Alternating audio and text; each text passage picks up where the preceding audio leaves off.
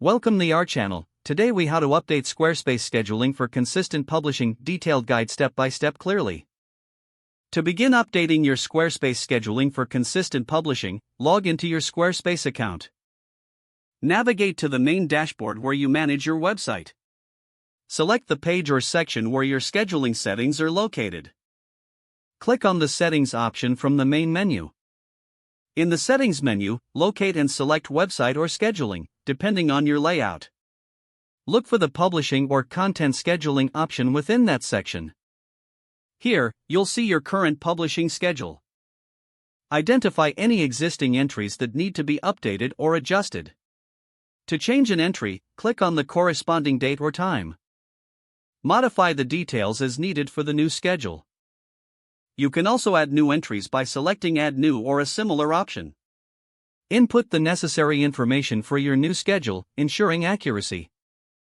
After making adjustments, review your changes for clarity and correctness. Once satisfied, save your changes by clicking the Save button. To review your updated schedule, navigate back to the main scheduling page.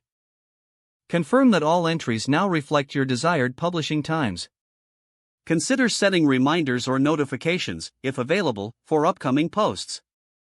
Lastly, monitor your schedule regularly to maintain consistent publishing moving forward. If the page does not load, refresh the browser or try again in a private or incognito window. Make sure you are using the correct email address, then retype it carefully to avoid small typos. If your password is not accepted, use the Reset option and create a new strong password you can remember. Check your spam folder for verification or security emails, then complete any requested confirmation steps. Enable two-factor authentication if available to improve account security and reduce unauthorized access risk. After signing in, review your profile details so your contact information and settings are accurate and current. If you see an error message, note it down and try again after restarting your device and internet connection. Log out when you finish, especially on shared devices, to keep your account and payment information secure.